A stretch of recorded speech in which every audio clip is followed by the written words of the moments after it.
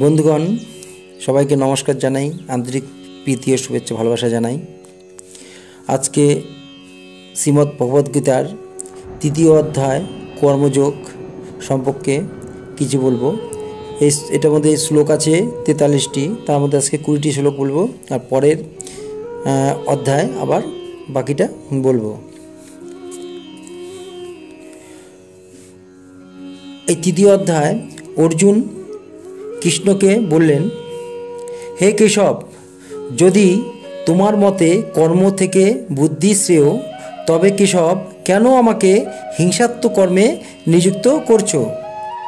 কেন আমার মনকে বিমিশ্রিত বাক্য দ্বারা মোহিত করছো?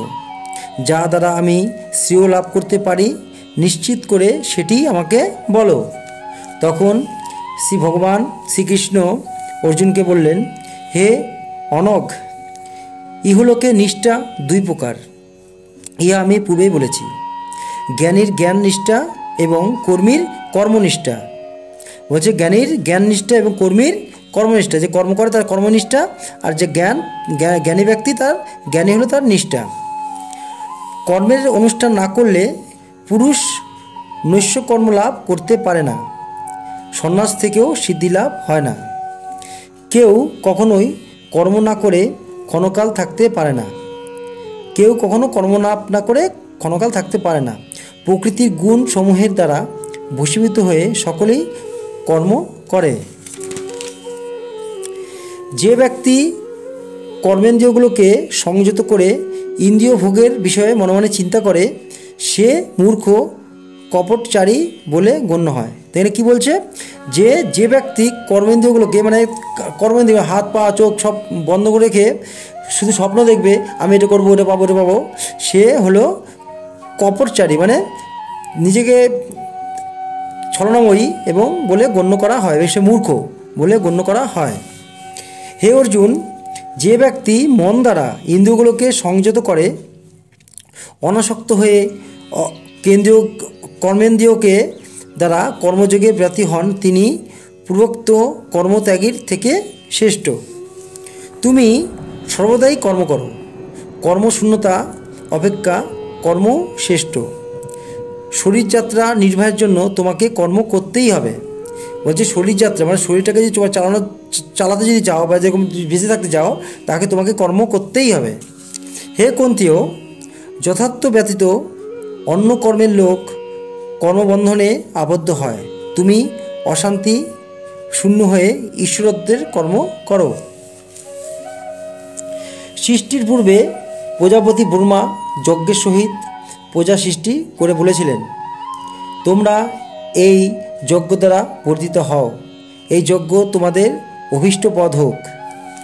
এই যজ্ঞ দ্বারা দেবতা দিগের তুষ্টি বিধান করো, সেই দেবতাগণ তোমাদের অভীষ্ট দ্রব্য প্রদান করবে। এইভাবে পরস্পরের সন্তুষ্টি লাভ করো। যজ্ঞতুষ্ট দেবতাগণ তোমাদের বাঞ্ছিত ভোগ্যবস্তু তোমাদেরকে প্রদান করবেন। দেবতাদের প্রদেয় ইষ্ট ভোগ দেবতাগণকে না দিয়ে স্বয়ং ভোগ করলে ওই ব্যক্তি চোর বলে পরিভূত হবে। যজ্ঞভীষ্টভোজী সাধু ব্যক্তি সকল পাপ থেকে মুক্তি হয়। যারা শুধু নিজের জন্য অন্ন পাক করে, সেই পাপাত্মকগণ পাপ অন্ন ভোগ করে থাকে। কর্ম হতে যজ্ঞ সমুদ্রত হয়, যজ্ঞ হতে মেঘ জন্মে, মেঘ থেকে অন্ন উৎপন্ন হয়, অন্ন হতে প্রাণীকুল সৃষ্টি হয়। এখানে অনেকে ভুল ব্যাখ্যা করে, বলছে কর্ম হতে যজ্ঞ সমুদ্রিত হয় আর যজ্ঞ হতে মেঘ উৎপন্ন হয়। যজ্ঞ হতে মেঘ উৎপন্ন হয় বলতে বলছে এখানে যজ্ঞ যে বাষ্পটা তৈরি হয়, বাষ্প থেকে কিন্তু আমাদের মেঘ হয়, মেঘ থেকে কী হয়, বৃষ্টি হয়, বৃষ্টি থেকে আমাদের প্রকৃতিতে অন্ন, মানে সব অন্ন বলতে শুধু ভাত না, কিন্তু এখানে সব কিছুই বোঝানো হচ্ছে খাদ্য মানে গাছপালা হলে তো আমাদের খাবারটা আসবে, অন্নটা আসবে, সেটা বোঝানো হচ্ছে এখানে। অন্ন হতে প্রাণীকুল সৃষ্টি, তারপর থেকে এই অন্ন খেয়েই প্রাণীকুল সৃষ্টি হয়। কর্মবেদ থেকে উৎপন্ন বলে জানবে, কর্ম বেদ থেকে উৎপন্ন, মানে আমাদের এই বেদ কর্ম থেকেই উৎপন্ন। পরম ব্রহ্ম থেকে বেদের সৃষ্টি, আর বেদের সৃষ্টি কোথা থেকে, পরম ব্রহ্ম থেকে। সে জন্য সর্বব্যাপী পরম ব্রহ্ম যজ্ঞের দ্বারা সদা প্রতিষ্ঠিত আছেন। হে পার্থ, মনুষ্য জন্ম লাভ করে যে ব্যক্তি এই প্রকার প্রবৃত্তি কর্মচক্রের অনুবর্তী না হয়, সেই ইন্দ্রিয় পরায়ণ পুরুষ বিধায়ী জীবন ধারণ পূর্বক এই জগতের পাপাচার বৃদ্ধি করেন। তার বলছে কি, যে এখানে কৃষ্ণ অর্জুনকে বলছে যে মনুষ্য জন্ম লাভ করে যে ব্যক্তি কাজ করবে না, কর্ম করবে না, কিছু করবে না, সে কি করবে, এই সে তো উল্টোপাল্টা ভাবনা চিন্তা ভাবনা থাকবে তার মনে, সে কি করবে, এই জগৎটাকে পাপাচারে মানে পাপের দ্বারা ভর্তি করে দেবে। যে শুয়ে ভাবে আমি যদি এটা খুন করে দিতে পারতাম, এটা চুরি করতে পারতাম, মুখ করতে পারতাম, এই ভাবে সে ভেবে কী করে মানুষের মধ্যে পাপ সৃষ্টি করে। আর যে কাজের মধ্যে থাকবে, যে কাজের মধ্যে লিপ্ত থাকবে, সে কোনোদিন এই খারাপ ভাবনা তার মনের মধ্যে আসবে না। এটাই কৃষ্ণ এখানে বোঝাতে চাইছেন। যিনি আত্মাতেই প্রীতি ও আত্মাতেই তৃপ্ত এবং আত্মাতেই সন্তুষ্ট হন, তার কোনো কর্তব্যই নাই। যে সে আত্মাতে সব স্বপ্নতেই সে যদি সব কিছু পায়, তার কোনো কর্তব্যই নেই, তার কোনো কাজকর্মই থাকে না। না, ইহলোকে কর্ম করলে ইহালোকে কর্ম করলে তার কোনো ফল নাই, না করলেও পাপ নাই, তাকে ফলের নির্মিত কিছুই করতে হবে না। অতএব তুমি আসক্তি শূন্য হয়ে সর্বদা কর্তব্য কর্মের অনুষ্ঠান করো। তার মানে কী বলছে, ইহলোকে তুমি যদি কোনো কর্ম করলেও তার কোনো ফল নাই, না করলেও পাপ নেই, তাকে ফলের নিমিত্ত কিছু করতে হবে না। অতএব তুমি আসক্তি শূন্য হয়ে সর্বদা কর্তব্য করো।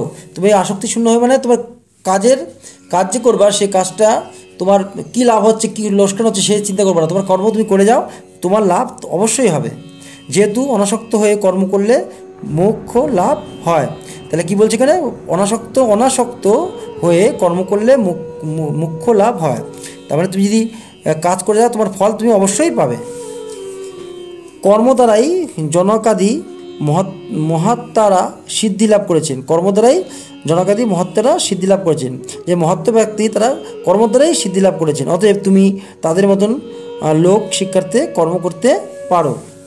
এখানেই আজকে এটা শেষ করলাম। পরের অধ্যায়ে আমি বাকি শ্লোকগুলো বলবো। নমস্কার।